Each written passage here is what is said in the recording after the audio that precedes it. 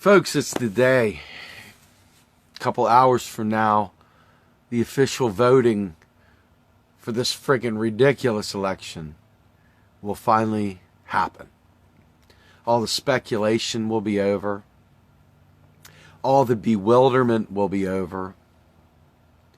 All the talking about who you're going to vote for and, strategies for how you're going to vote, it'll all be over.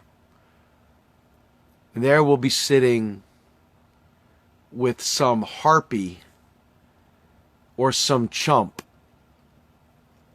that neither represents our best interests nor represents us as American citizens. The mission will remain exactly the same come November 9th. The only difference will be, and I want you progressives, my friends, to be very aware of this. The most frightening thing that we as progressives will face is that if Hillary Clinton is elected, we will literally lose half of our support when she tries to go to war. We will literally lose half of our support if she tries to sign fracking bills. We will lose half of our support if she signs the TPP. We will lose half of our support no matter what she does. Because the Vote Blue sycophants only know how to defend blues. They're not free thinkers. They're not capable of understanding issues. And as it stands right now, they're utterly useless to us unless it's the GOP that we're fighting against. So if Donald Trump wins tomorrow, the plus side, if you will, is that those same Vote Blue sycophants that don't know how to criticize their own will side with progressives and fight with us against Donald Trump for 4 years. There you have it, folks. That's about the beginning and the ending of the strategy difference between Trump or Clinton. Now, I will tell you this much. I don't think Trump really cares to go to war. I don't know. I think that's not really his thing. He's a business guy. He wants to make money. He really doesn't think about this shit. But Clinton, she has always thought about this. Is her signature, is warfare. So tomorrow morning, at the crack of dawn, when our polling place is open, I'll be going to cast my vote for Jill Stein. And I don't believe she's got a rat's chance in hell to actually win because of the way this frickin' rigging and the way the gaslighting has occurred and the way that the polling has occurred has made too many people that are not very, very revolutionary thinkers.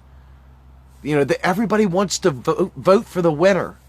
So why would I possibly waste my vote, right? Well, I want to do this discussion tonight as kind of like my last ditch effort to whoever is listening. If there's any undecideds out there, if there's anybody wondering what to do with their vote that I might influence. And I'm here to tell you that to me, the most important thing that we can do, and it's a very huge battle, given the Deny 270 folks and all the other people that are not really thinking revolutionary, they're thinking reactionary. Our goal has got to be to get the Green Party 5%. 5%, folks. 5 freaking percent.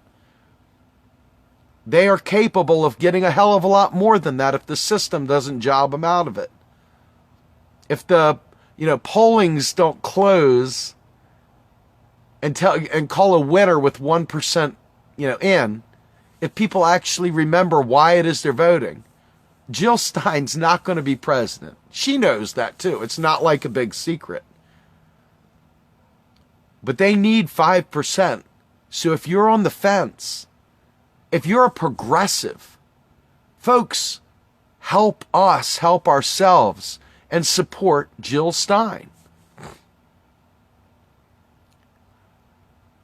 I can't wait till I don't have to say the speech anymore. I'm not even joking. I can't wait till we can get past this. But the flip side is, the minute that we get past this, that means we're dealing with Chump or Hitlery. And it doesn't make a bit of difference which one we get. They both are horrible. They both are terrible in every meaningful way. The difference is, I know people try to make Hillary out to be the lesser evil. I swear on my life I mean this, and I love my kids. And I'm smarter than the average bear. Forget all the big mouth stuff coming from Chump. Hillary has killed an awful lot of people in this world, has she not? And I don't think Donald Trump would suddenly crack down on the NSA. I don't think we'd suddenly have our internet completely shut down. I don't think that we would have that kind of crap. But I can tell you right now, I am petrified that Hillary is going to take retribution for people like myself who have spoken bravely and honestly and outspokenly against her coronation. I worry that when she's inaugurated, if she wins, that people like myself will indeed get shut down. And I looked in our media directory on our YouTube page, and there are well over 100 videos of me in there. Many of them are economics, but many of them are outright talking about Hillary Clinton. So if you ever want the dossier on Steve Grumbine, well, damn it, there's about 120 videos there for you to sort through. And there's probably more than that. They just haven't been uploaded yet. So you think about all the other people. Claudia, the same progressive, Tim Black, anybody else. Jackie Luqman, all of us. I worry about Hillary being a little bit butthurt and taking it out on us. And it's not really about me. It's about our movement. It's about our means of communication. It's about our ability to organize and mobilize. Not only are we not terrorists, but we take democracy extremely seriously. We take voting extremely seriously. And we demand that our government represent those ideals. And that kind of integrity, we demand it. And so by being outspoken, I don't think I'm saying anything too far above. I guarantee you that we're on some list. We've been watched. I mean, some of our videos have been seen hundreds of thousands of times. You know damn well somebody's saying, these guys are rabble-rousing. They're hashtagging revolution. You know what? Come at me. Come at me, bro. You know? I'm just a former Bernie bro, now a Jill bro. But always a real progressive.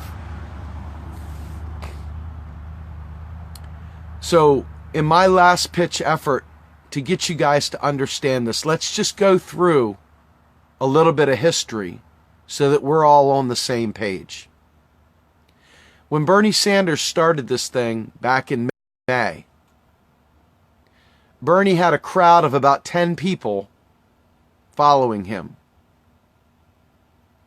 Over the next several months, Bernie had crowds of up to 35,000 people following him around. He had huge lines that took hours to get through. He was going into enemy territory like Liberty University, and he was getting them excited about his message.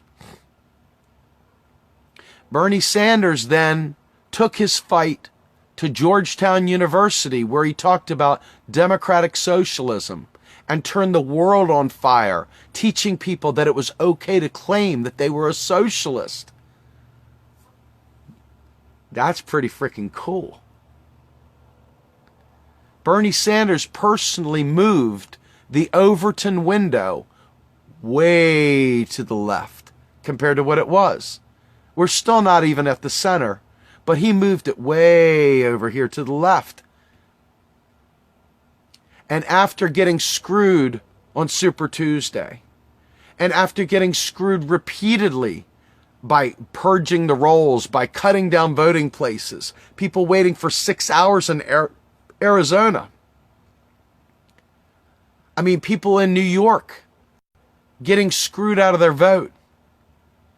The media constantly telling us he's unelectable. The Hill bots coming around telling us that it's a pipe dream, it's pie in the sky. The Republicans coming out of the woodwork for a man who was genuinely humble, changing the way we saw politics.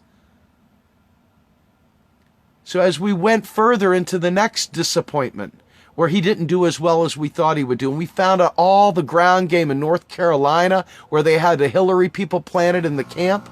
Remember Nico's posts? And then you remember over there in Nevada where they really, really screwed us hard. Thank you, Harry Reid.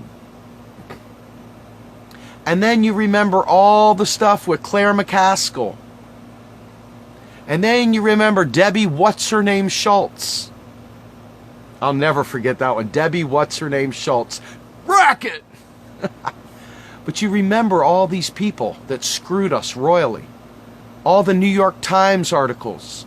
All the Mother Jones Kevin Drum articles. The Atlantic. Jamel Bouet, or whatever the hell his stinking name is. And you remember Lewis saying, I never saw Bernie Sanders. And then you saw Elizabeth Warren holding back her endorsement. Don't let her off the hook, folks. Don't you dare. And Sherrod Brown falling in line. Sherrod frickin' Brown. And none of them even got a VP slot out of it. And then you remember powerhouses like Tulsi Gabbard and Nina Turner taking bold stands, giving up things like she had a major role in the DNC and she walked away from it. All along, we have that shadow candidate of Jill slowly picking up pace. While they're destroying Bernie, she's slowly trying to carve in her niche. And then all of a sudden, that moment hits with California where they called the polls with 1% in. None of the frickin' exit polls. They didn't even give us exit polls. They called it way early. And then you find out about the voting irregularity. And there we are with Obama coming in and giving Bernie the lecture that we'll never know what happened, but the one that he never looked the same after again. You remember that, don't you? I do, and I'll never forget it. And then you remember the platform committee. And you remember our guy Cornel West fighting tooth and nail against the nonsense of the establishment. And you remember all the other people in that platform committee fighting tooth and nail. And then you remember them having to come back after all the cheating and the lying and the gaslighting and the stealing of our donations, basically, and our effort and our life. Then you remember them bringing Bernie up there in order to frickin' speak at the convention, having to endorse the shill. And you remember him sitting there in the stands. You could see him still with his head turned sideways like, I'll never forget it. That shit made me cry like my kids couldn't even keep up with me kind of crying. Seeing his face was the most devastating thing I've ever seen in my life. And then, after that was all said and done, the abuse of our delegates. The abuse of our delegates. The fact that there were actions, direct actions being scheduled, and Jeff Weaver pulled those people into a meeting to stop them from doing direct actions. That son of a bitch pulled them into that meeting, that big delegate meeting, and stopped them and told them, don't do your walkout, don't stage the floor vote, don't do that.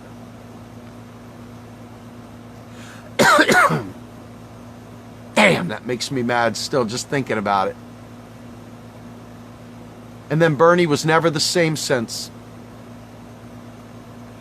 Half-hearted stumping in front of a room of 5 people for Hillary.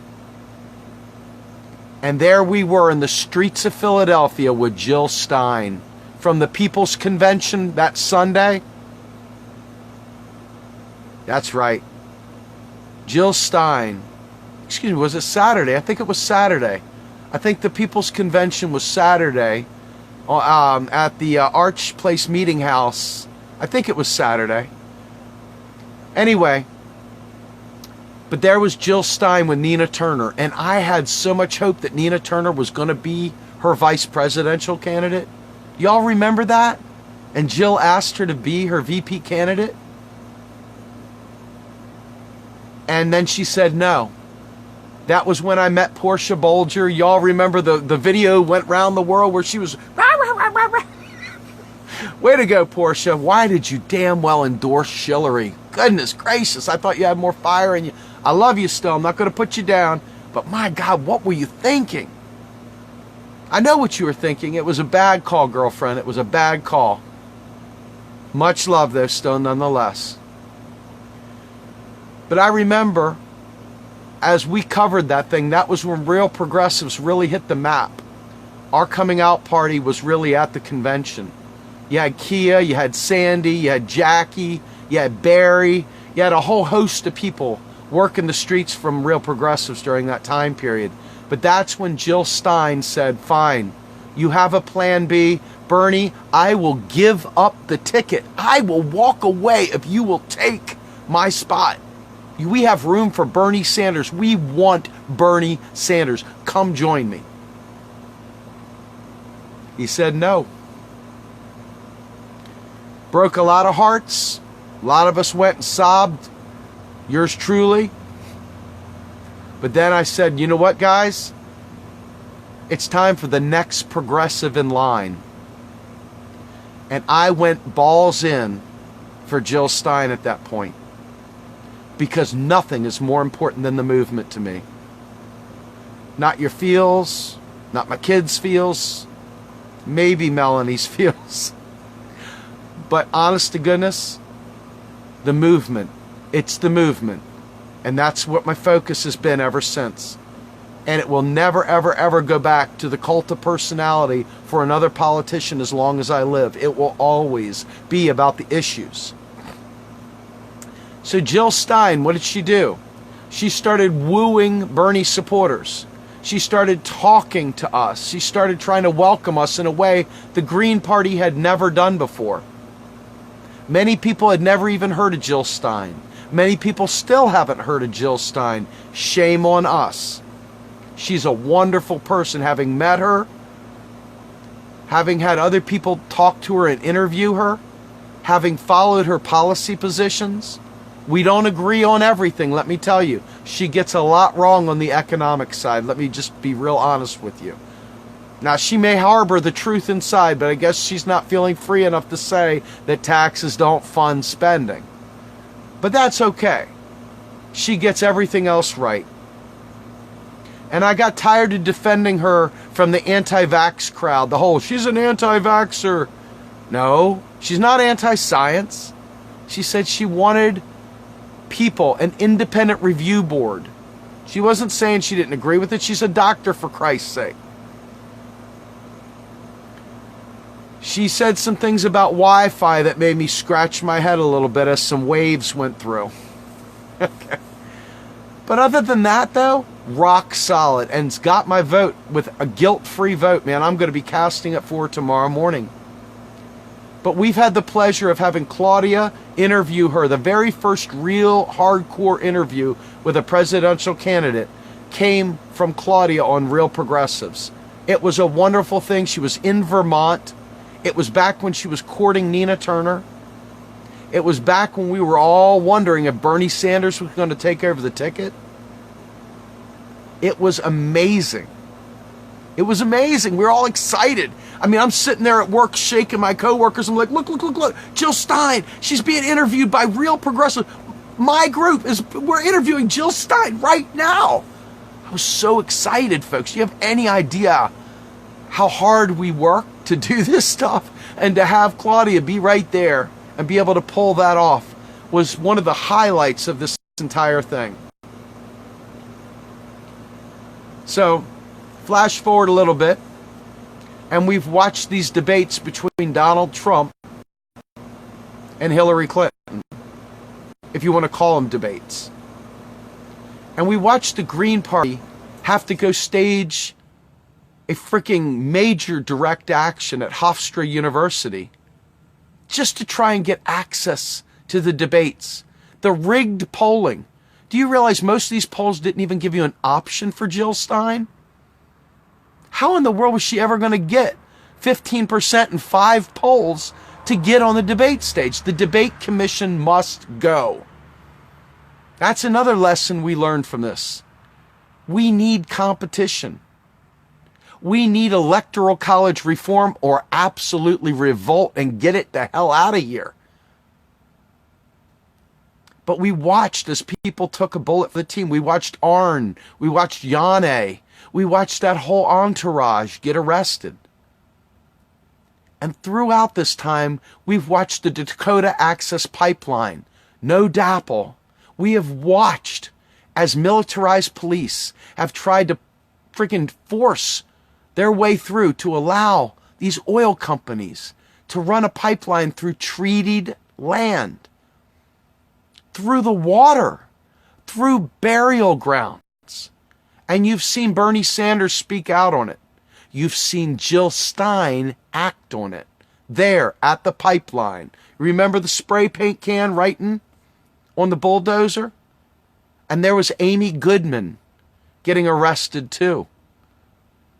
And where was Hillary?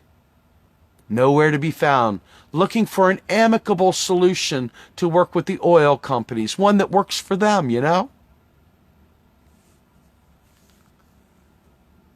And now tomorrow morning, I'm going to have an opportunity to cast a vote for a person that I know is not going to win the election.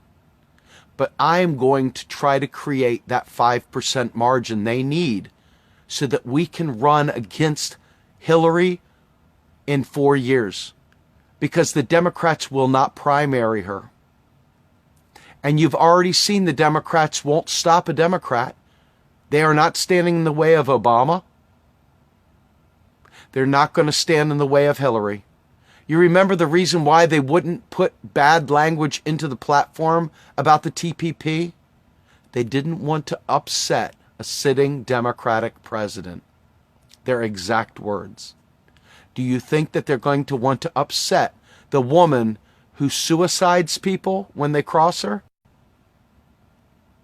That's about as far into conspiracy land as I'm going to tread. But think about that. Dems are not going to primary her. They're not going to say 2 words negative about her.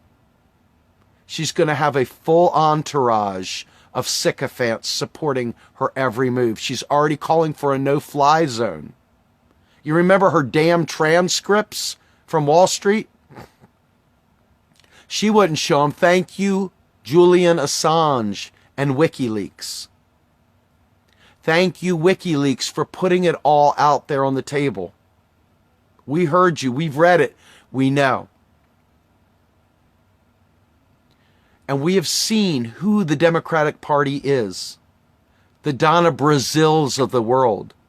The Debbie What's-Her-Name Schultzes of the world. The George Soroses of the world. We know who you are, and we don't support you. You're not progressives. You're fascists. And we don't support fascism, whether it be Trump or Clinton. We don't support neoliberalism.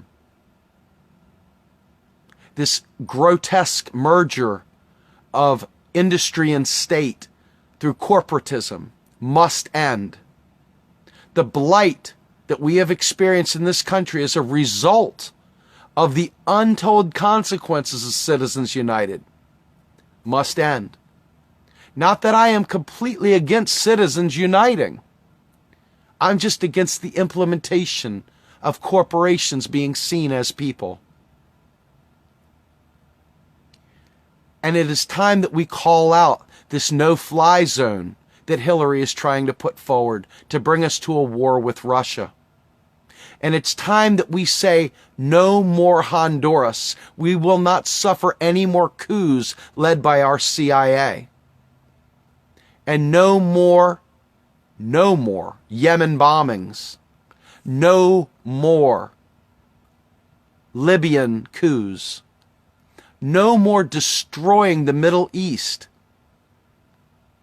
We need to spend, and we will remember that Hillary is out there bragging about Bill Clinton's balanced budgets, which destroyed the economy by taking more money out of it and making austerity reign supreme. The freaking Personal Responsibility Act, the Welfare Reform Act, destroyed single mothers. And Hillary thought it was a dandy of a plan. The freaking crime bill that Hillary thought was a well thought out crime bill. The fact that she still thinks marijuana needs to be studied. Really? The idea that she genuinely would shut down the internet if it meant keeping us from being able to criticize her.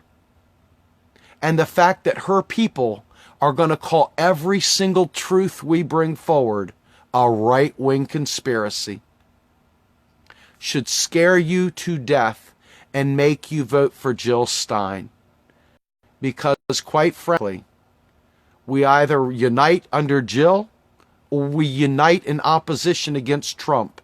But against Clinton, the vote blues and the progressives will be divided. Make no mistake about it. Our job will get much harder. Our job will be that much harder.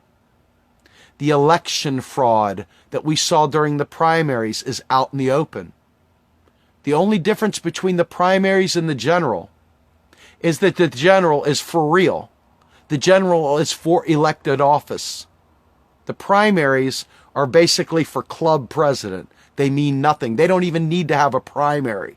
You understand? They could just handpick whoever they want to be their nominee. So it's going to be very interesting to see whether or not they try and pull the already debunked 1,000 times over Nader myth, if in fact somehow or another Trump pulls off a win. Because I'm telling you right now, I'm voting for Jill Stein, conscience clear. And I'm in a swing state.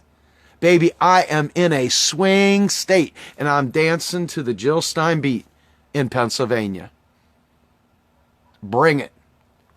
Because trust me, the only one that I truly fear is the Clintons putting in all their people that keep secrets at every level of government. All the Clinton people taking over the Federal Reserve. All the Clinton people taking over the Treasury and the State Department and the CIA and the NSA.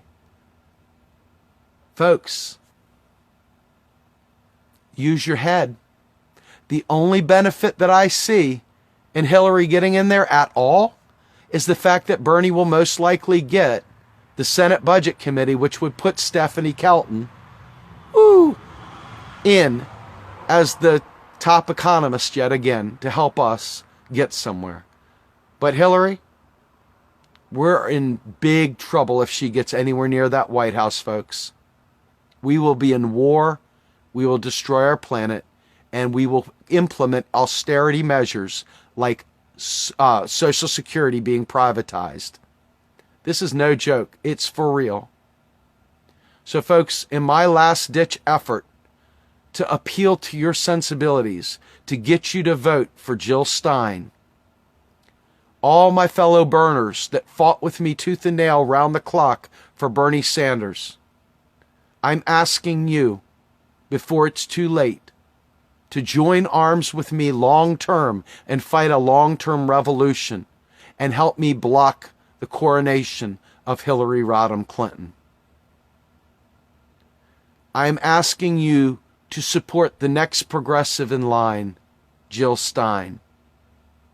And I'm asking you to work with me long-term. Don't go back to sleep, folks. Learn economics. Help us change the world beginning November 9th. It's the new phase of the revolution, and it's the one where we use our brains. With that, this has been one hell of a campaign season. I'm going to breathe a little bit. I'm going to take it all in. And I'm going to go ahead and fight a revolution with you guys here at Real Progressives. Please support Real Progressives. Please go and subscribe to our YouTube channel, our Twitter. Please go ahead and donate to our Patreon account. Please help fund the revolution. Help Real Progressives do the next things we need to do. With that, thank you for riding with us through this election season. I love you guys. Even when we didn't agree, I love you very much. Thank you for the fight. Keep fighting. We'll talk soon. Have a great night.